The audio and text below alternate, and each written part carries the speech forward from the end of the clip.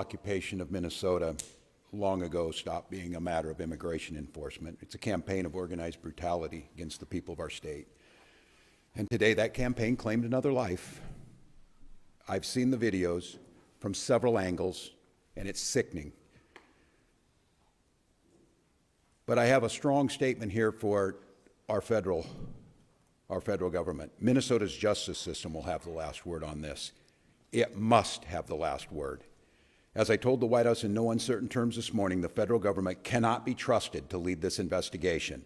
The state will handle it, period. Let me say something else, and this is critically important. All of us understand what happened this morning and the tragedy of it, and my deepest sympathies to the family of a 37-year-old Minnesota resident, a lawful firearm concealed permit carrier, something that I've been lectured to by Republicans for decades, that is not only your right, it's your duty.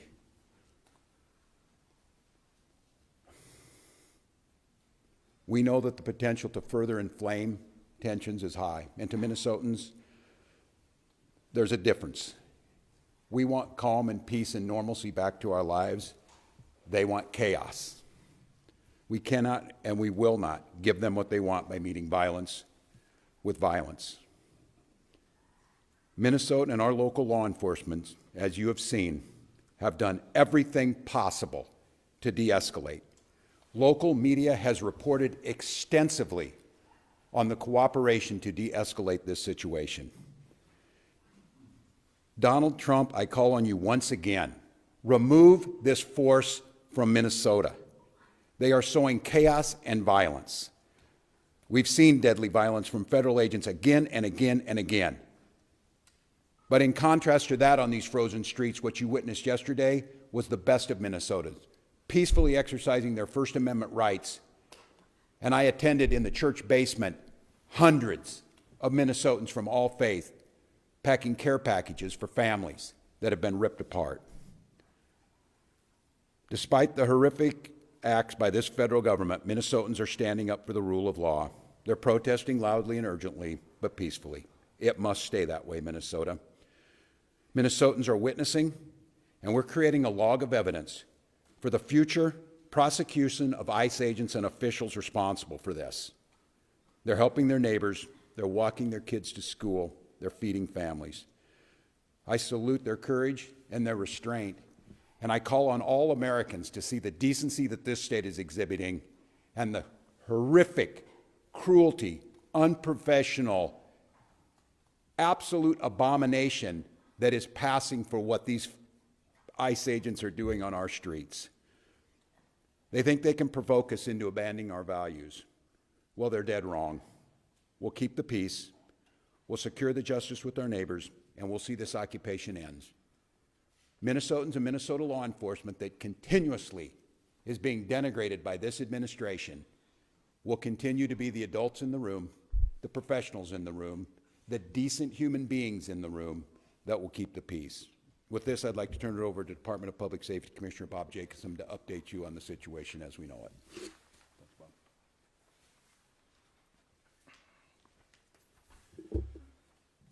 Thank you, Governor. I'm Bob Jacobson, Commissioner of Public Safety for the Department of Public Safety, and again, it's my honor to serve in that position. A man was shot and killed this morning in Minneapolis. I want to pause and remember what cannot get lost in this moment. A man died. His family and friends are feeling unimaginable heartbreak and trauma. And I know Minnesotans and I know our community will rally around this man's family and friends to support him. I also understand clearly that people are upset. They're scared, they're confused, and I want to assure you that this state's public safety officials and our local law enforcement partners are doing everything in our power to get answers, to help return a sense of normalcy back to our communities. You have the right to demonstrate peacefully. We recognize that demonstrations are often driven by strong emotions, beliefs, and a desire to be heard. But please, please remain peaceful. And I want to say it again because it is important and it is critical. Peacefully demonstrate. By doing so, you help local authorities to get answers. You help us to do our investigations. By remaining peaceful, you help ensure nobody else may be killed or injured. The thousands and thousands of people who gathered yesterday in Minneapolis prove that Minnesotans can make their voices heard peacefully, and they can do so without violence, and they can do so without destruction. And state resources are available and ready to support our local law enforcement partners as requested. And those resources include the Minnesota State Patrol, the Bureau of Criminal Apprehension, and the Minnesota National Guard. With that, we'll stand for questions.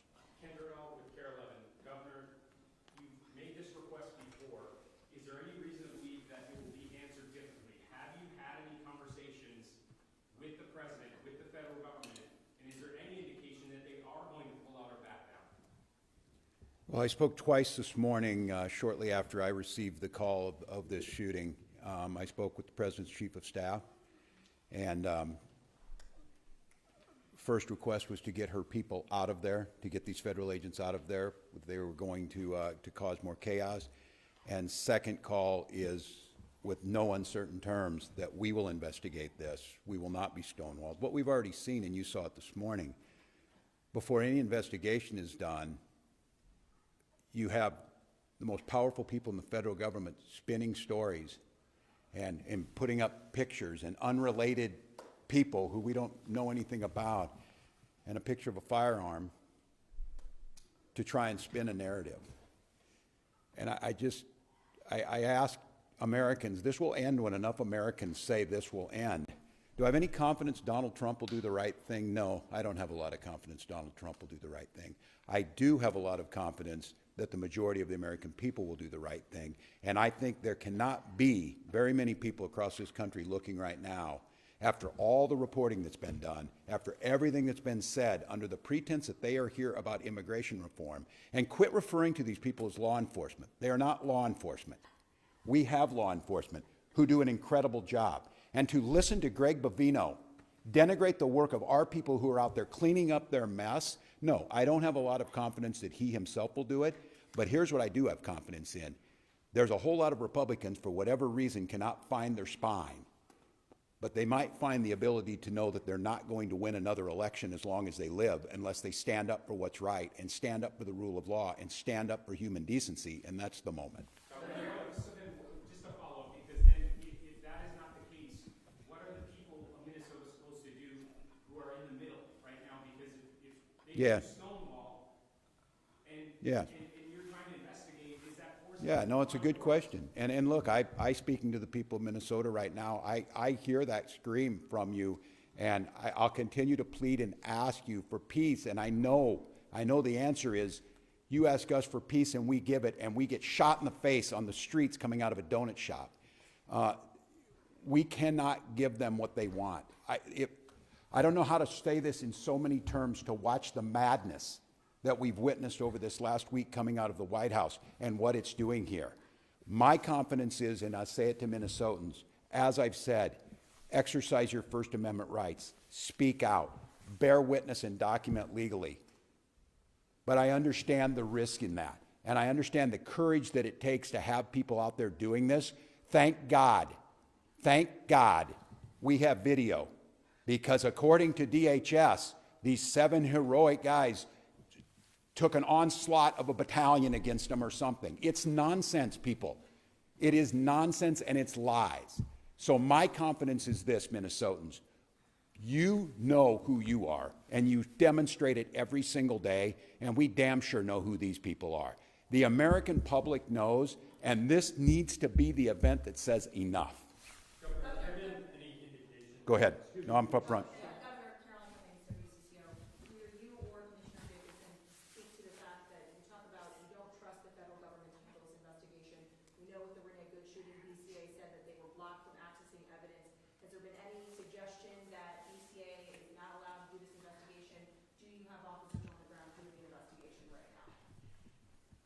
The question was related to whether or not the BCA is on the ground currently with the investigation, and a reference to previous investigations that the BCA have attempted to be a part of. What I'll tell you right now is that we no longer have BCA agents or public safety, state patrol, or Minneapolis on the ground at that crime scene. Is that an instruction by the federal government, or did you pull your agents out? What I will tell you, and not to get further into the investigation, but DHS pulled out of the scene, leaving that to Minnesota State Patrol, Minneapolis. We did not have enough resources to be able to hold that ground safely, and we had to leave that scene because of the number of people that were available and the safety of those in the public and the safety of our teams. We were able to get there, but at that time we were not able to hold that scene to do a crime scene investigation. I can't talk any more about those details. Who is handling the investigation, if not either DHS nor state officials right now? We'll have more on that, but the BCA is engaged and involved, and we are working at the request of the Minneapolis Police Department on this, on the scene and in this investigation. So we are there, we're available. We want to make sure that we continue to work on this and engage with our federal law enforcement, but at this point, we don't have anything more to share about the crime scene. Again, we were not able to hold it. We wanted to make sure and keep people safe, but federal law enforcement left the scene and left us there.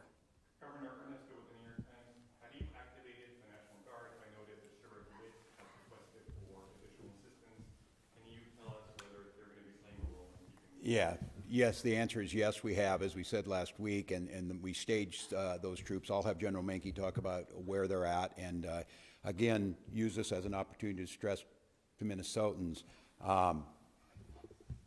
the frustration you have, and as you saw this, they killed a man, created chaos, pushed down protesters, threw gas indiscriminately, and then left the scene, and then we're left to clean up. I understand the anger. I understand trying to parse who were the law enforcement on the scene when you got there after a man was killed is difficult for the folks who are out there. But I can't stress enough, our goal, and I'll have General Menke talk about what the role of these Guard troops are in conjunction with incredible work from the Hennepin County Sheriff's Office, from mutual aid across, and of course the State Patrol, of trying to get to the point where what we're saying is we can handle this and Minnesotans can express their First Amendment rights and have our folks on the streets and get these people out of here. And so, John, if you want to talk a little bit, but the answer is yes, there's activated. He can talk to you about numbers. To be clear, Governor, activated different than having them staged.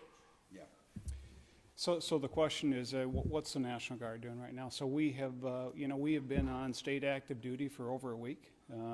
So we've had soldiers prepared in the metro area to respond in a much rapid manner than if they were not mobilized.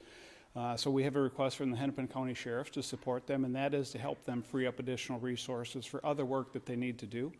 And we have started coordinating with them this morning on that, and that first area of support will be assisting them with their requirement to provide security to the Whipple building. So we'll be helping them there. And then we are in parallel planning with other organizations within the state of Minnesota, to include the State Patrol, the Minnesota DNR, and other local agencies to render assistance if requested. Could you say how many are now employed? I would say that the number that we have is adequate for the requests that we have right now, and I will also tell you that we are bringing more resources that will be able to respond in a timely manner that are not fully mobilized yet, but we are mobilizing more soldiers as we talk at this time. I'd like not to get into specific numbers for an operational security standpoint, but right now we have all the resources to meet the requests that we have. I would note on this one, too, that we'll be billing the federal government for the cost of the National Guard because they are incurring the costs that are falling on us by their reckless actions. Yes, sir. You alluded to this earlier, but are you rejecting the narrative that has been presented by federal officials that this man, this 37-year-old citizen of Minneapolis, posed a threat to these agents? And are you rejecting the idea that he played some role with his weapon in leading to I'm rejecting the rush to judgment within 15 minutes of this, which they did last time. That's why you need to have a fair investigation. And that's why a video can show one thing, but what happened beforehand. But they already will slander this individual. They've already made this the case. And I will just say, you will all start to see it, and some of you probably have. There's multiple angles of this. And I'll go back to what we talked about before. They're telling you not to trust your eyes and ears, not to trust the facts that you're seeing in front of them. And at some point in time, your reporting, and I think the reporting this week has been spectacular across Minnesota, that there's not two sides to every story. But in this situation, what I'm saying is we need to have a fair investigation, understanding what's happening, and held accountable. We continue to hear, and we heard it from the vice president, that these folks can do whatever they want. They can have full immunity. And what I'm telling you is they will not. There will be justice to Minnesotans. Continue to gather the information. So I won't say where it is, because I think it's irresponsible to make that judgment. But what I see with my eyes and what you're going to see with your eyes makes that pretty hard to believe. And I would imagine as a federal officer, they would have come out and sounded like these professionals sound and say, we need to gather the information, we need to gather all the facts, we need to put them forward, and then we can make some informed decision based on the fact. They've written the narrative already. And the audacity to critique the police chief of Minneapolis after what work that those heroic officers are trying to do, and to be critiqued by this guy, I mean, I don't know, I've said it a lot, but America, as you're listening, enough is enough. Enough is enough of this. End this. End this. And we see them moving to Maine. If you're in Boston, you're in Chicago, you're in Philly, you're in Miami, it doesn't matter. We can't live like this. Our children are in trauma. A 5-year-old, you saw the picture, the bunny hat and the Spider-Man. These are not like some narrative to throw around, to parade around in some coat you had made and act like you're a tough guy or whatever. These are people's lives, and we have rule of law. So I'll let the investigation play itself out. We will do our best to find it, but I don't know, you kill a man and then you just leave your law enforcement, you just leave him. Is there a single case in American history where you just like walk away and say, I guess that just happened and we're not going to clean up our mess? I'm proud of Minnesotans. I'm proud of law enforcement here and our partners, and we'll get to the bottom of it. I think we have time for another one. So, yes, ma'am. Brittany Number with the SDG on 5. Vice Commander just said in the press conference within the hour that they're calling on state and local law enforcement to, quote, help coordinate to get violent criminals off the street. What's your response to that, please? I'm better off to let these guys, the professionals, I have my thoughts. So the question was, what are we doing to assist federal law enforcement on getting violent criminals off the street, if I understand the question? Greg Levino said that in the press conference. He was calling on state and local law enforcement. So what is your response to that? State and local law enforcement are always ready and willing and able to arrest violent offenders. We do not stand down from that, no matter where we get that information from. If there are violent offenders or violent criminals or violent crimes, we will investigate and we'll bring those to justice. If the federal government would like to work with us, to continue to work with us as they have in the past, to locate those violent offenders, we are always open to those discussions and always willing to assist. We do not ignore that. We are ready and able, and we do that. All of you as part of the media hear us arresting violent offenders all the time. We have not stood down. That is our mission. The federal government is not alone in arresting violent offenders. State and local law enforcement does that every day at great risk to their life, at great risk to the community. We do it because we want a safe Minnesota, and the federal government is not the only one to do that.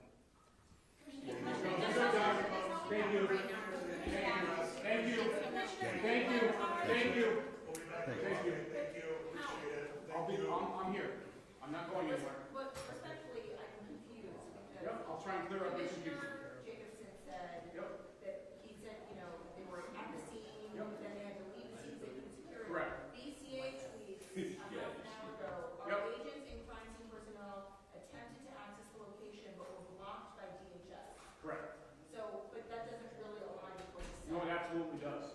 How it aligns is we were at the scene, we weren't on the scene. We were not allowed to be on the scene to process the scene as the BCA usually does. Okay, so So it that's is, as much as I would say about the this investigation. tweet carries Correct. the clarity, this is Correct. correct. That Correct. The DHS blocked them from accessing the scene. The BCA was not allowed to access the scene. So So we were at the scene, we were not allowed to be on the scene.